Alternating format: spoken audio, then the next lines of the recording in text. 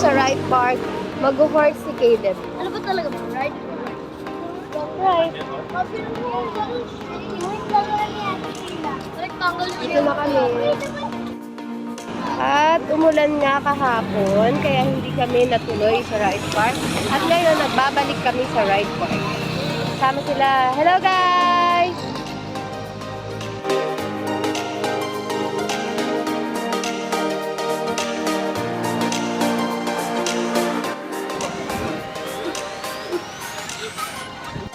At nauna na nga namin pasakayin si Ate Kyra at Ate Maxine sa horse dahil mas brave sila kaysa sa akin. Ayan. Hindi ko matandaan. Parang second time pa lang ni Ate Maxine makay sa horse. Yung baby siya, takot na takot na siya. Si Ate Kyra, hindi ko naman matandaan talaga kung nakasakay na siya o hindi pa. Pero first time namin siya makasama sa makay ng horse.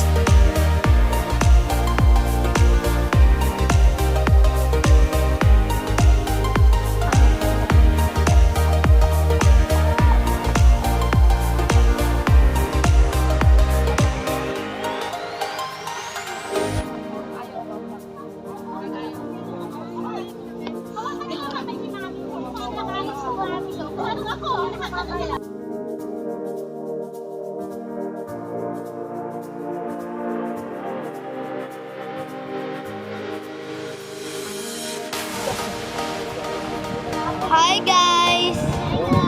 Pagod na ba kayo?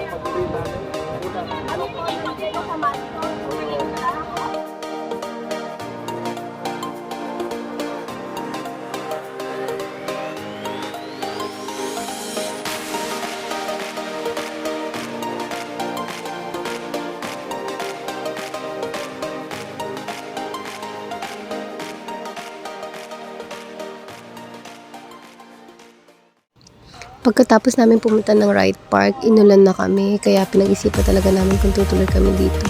Pero tumuloy pa rin kami dahil magkalapit lang naman dito yan sa Bamboo Park, malapit sa ride park. Ayan, pwede mo siyang lakarin. Pero hindi pala, mag-jeep ka talaga kasi papasok siya dun sa so parang monastery, parang ganun yung dating. So yan na nga, so konti lang yung tao kasi sobrang ulan, nakaparang pa kami. Pero yung lamig niya sakto lang. So yun nga yung pinunta natin, diba? Yung malamig sa Baguio. Ang dami nga pala nitong trail. Hindi namin in-expect. Ayan yung papasok.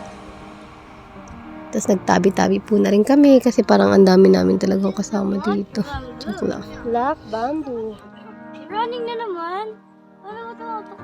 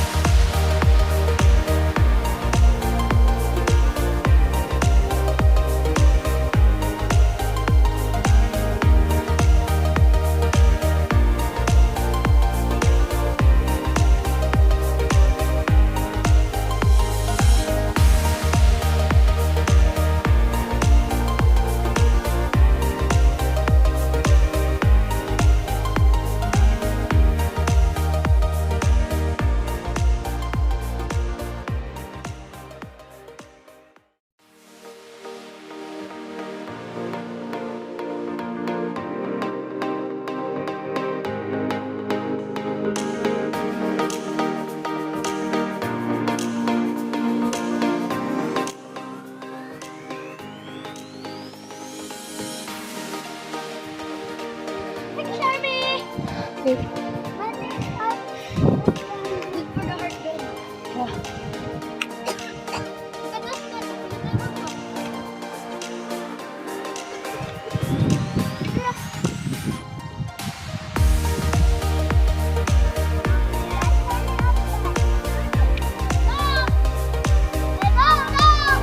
Ayun na nga, pagkatapos ng mahabang akyatan, naakyat na namin ang pinaka-end ng Cardio Trail.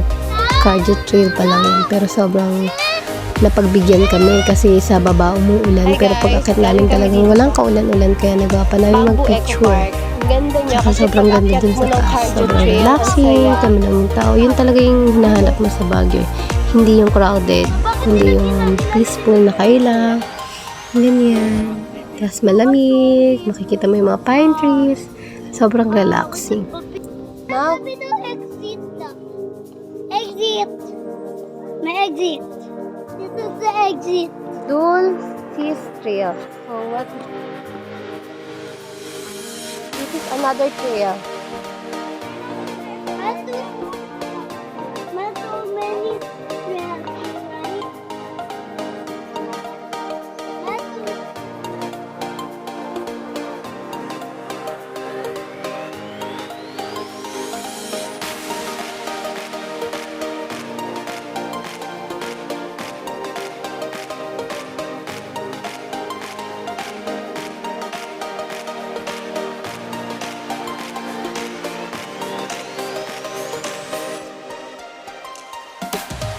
At ayan na nga, nagmamadali na. Pati yung video ko nagmamadali na kasi talagang pabuhos na yung ulan yung tapos parang naliligaw kami. Kasi sabi dun daw yung daan. Tapos wala naman palang pathwalk. So, bumalik kami dun sa parang entrance.